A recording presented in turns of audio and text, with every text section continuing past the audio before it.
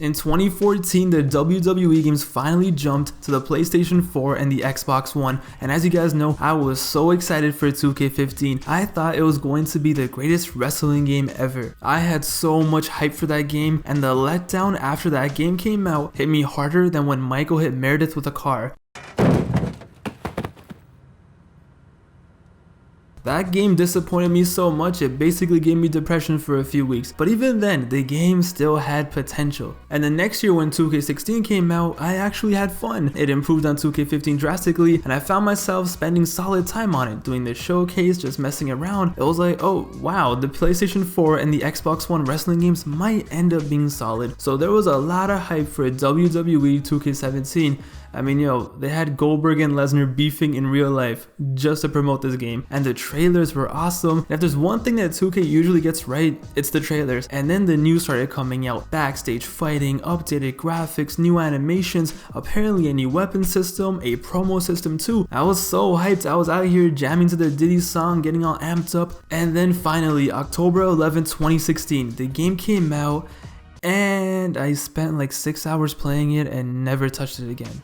I don't remember anything about this game, and that's because I barely played it. All I remember was this game just being average. It's one of my least played WWE games ever. So I thought, okay, well, before I make a video, why don't I ask my community what you guys think of the game? And the overwhelming response was, yeah, it's average. Obviously, there are some people who love this game, but majority of people find this just to be another game. So after looking at every WWE game from Shut Your Mouth till 2K16, it's finally time. We go back to take a look at my least played WWE game ever. The game that back in 2016, I probably spent more time downloading than actually playing the game. It's finally time to take a look back at WWE 2K17.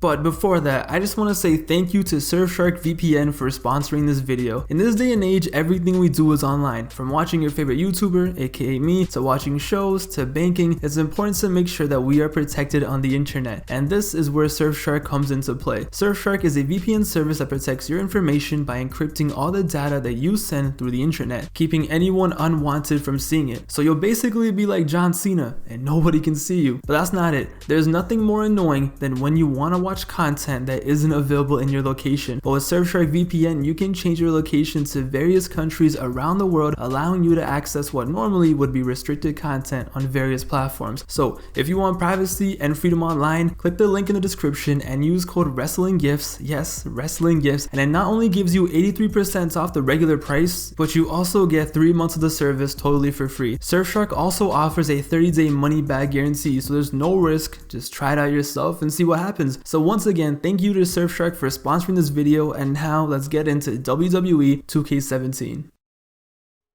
So first things first, one thing that I do love about this game is the aesthetic. The menus are so cool, and the wrestlers walking through the menu look awesome. The menu style, the character selection screen shows the wrestler models. It looks so clean, and the soundtrack is fire. I'm so used to discovering random rock songs from the WWE games that otherwise I would have never discovered, but 2K17 was refreshing because it was mostly hip hop. Hearing the Lockjaw in a WWE game is the biggest trip ever, but I love it. French Montana, Action Bronson, Anderson .Paak, and on the same soundtrack, there's Black Sabbath and Bring Me the Horizon. I'm down. Even though I only played like 6 hours of this game back in the day, I still remember that this song was an absolute banger.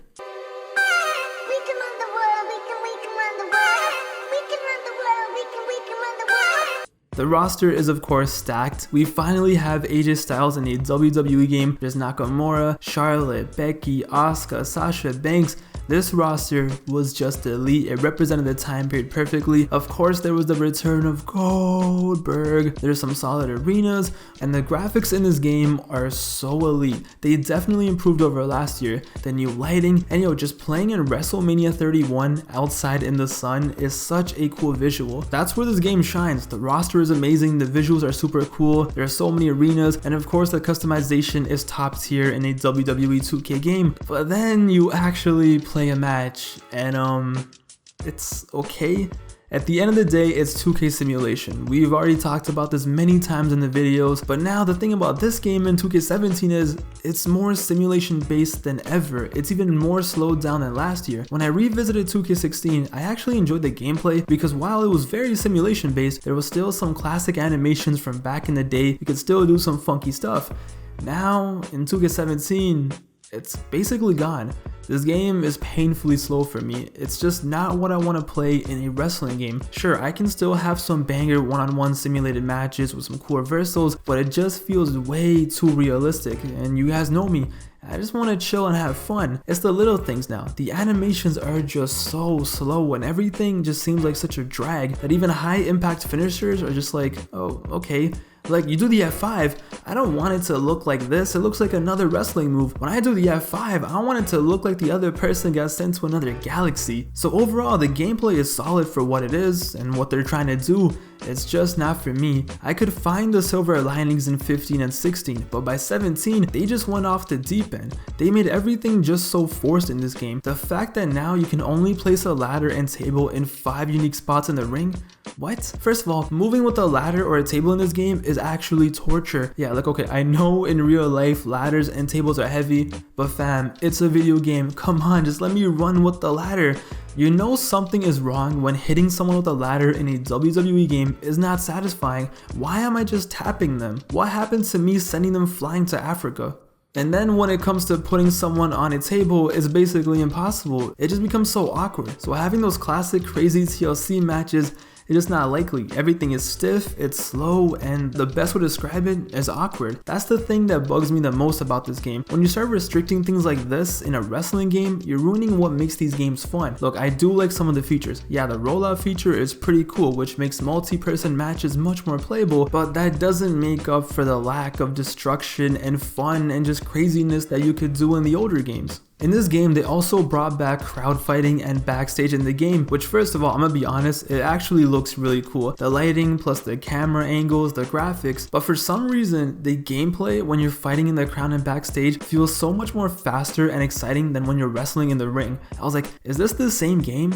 The crowd fighting and backstage is really cool and welcome, and I know it's pretty limited, but every now and then it's still cool to do. Overall though, the gameplay is the gameplay. It's 2K17. You know what it is. For some people, they love it. For others, not so much. For me, I'm just like, I don't mind it, but I personally liked what they did with 2K16 where it was more balanced. But the main issue with this game isn't the gameplay. Like, it's not bad by any sense of the imagination, but the question is, what the hell does someone do in this game? Because Showcase is dead, which only leaves you with Universe mode and Career mode.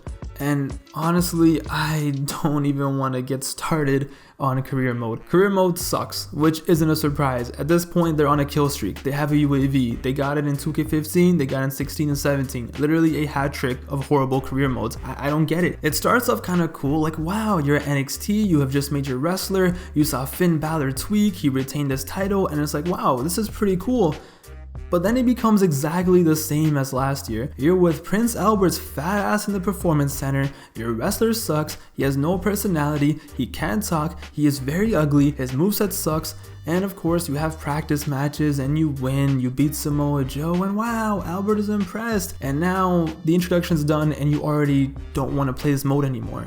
But then it's like, oh wait, now you have to cut a promo. See, in 2K17, they introduced a new promo feature where your dumbass wrestler can cut a horrible promo. It is so bad. I'd rather not be able to cut a promo than do this because the options are so cheesy and so bad it is actually embarrassing. No one talks like that. No wrestler, no person, nobody, no, like, what? Why would anyone talk like this? Look at these text options. Blah, blah, blah, blah, blah. Bud? Why am I calling him Bud? What am I, some random hockey player from Calgary? What? It's just so bad. It is so cringe. The insults are horrible. What kind of insult is this? I'm asking the other guy to be my cook? You can make me pancakes whenever I want? The career mode should have just ended right here. Like, after a performance on the mic like this, I should have just been fired. They should have just deleted the game for me. Just brick my PlayStation, make sure it never turns on, because this promo was just so bad. But no, somehow I have a job and somehow I'm in the WWE. That's okay, it's probably time to have some fun, right? No, not really. So you get some pyro, you cut another horrible promo, you win a random match, and then Renee Young, who looks traumatized, asks you, how do you feel about the Authority being displeased with you? I don't know, I've been on the roster for like a week, I don't even know what I'm doing. But anyway, the career goes on, life goes on, you go to main event, you're wrestling Sheamus, you have a pretty solid match, you win, you're like, wow, I'm on a 2-match win streak, I'm doing great, I'm gonna keep moving up the ranks, and then you find out that Triple H wanted you to first of all have a 5-star match with Sheamus on main event, and second, he wanted you to lose. No, when I saw this, I wanted to shoot myself. I couldn't believe it. I literally couldn't believe it. At this very moment, I knew that WWE games worked themselves into a shoot. Like, what the hell is this? I couldn't believe my eyes. I couldn't.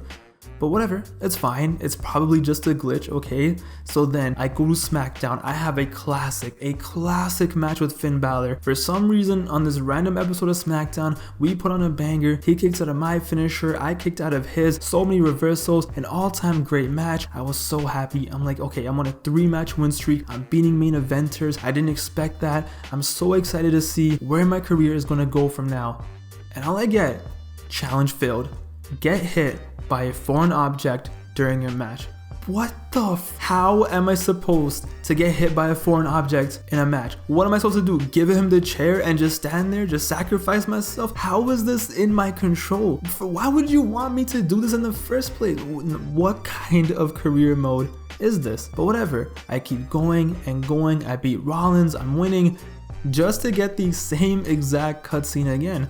How do you feel about the Authority being displeased? I don't know, Renee, the same as last week. Career mode just sucks. There's no cutscenes, there's no meaning to anything, there's nothing, garbage, nada, zero. Like, it's just meaningless match after meaningless match. You would think, this is the 3rd career mode by 2K, you would think it would be a little bit better. No, it's just a Control-C, Control-V. It's just bad. I never thought I would see the day where they want me to lose on purpose in a WWE game. Never again. Please, never again. This career mode is just sad. There are only 30 minutes worth of cutscenes in this mode, and 15 of those are the introduction. Another 2K game, another stupid career mode. Overall, like you guys said, this game is just average. It's not totally bad, you can still have fun. Like I said, I had a classic match with Finn Balor where I was actually invested. Creation is really cool, go have fun in universe mode, but at the end of the day, it's just another 2K game. This isn't really anything memorable. This game needed a showcase mode, it needed a better career, or you know, a classic road to WrestleMania, because universe mode, although is the best way to play this game, that's not enough. I want cutscenes, I want reasons to play, I want to be excited to play. Let me relive stuff, let me play a proper career, give me non-stop storylines, just let me have fun.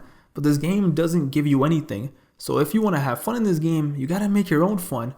So that's 2K17, probably the most average wrestling game ever. It's not bad, it's not good, it's just there. What a lifestyle.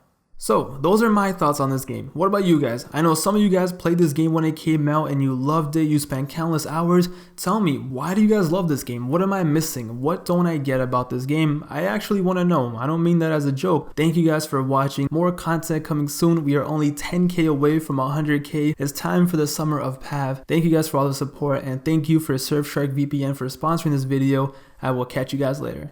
Adios.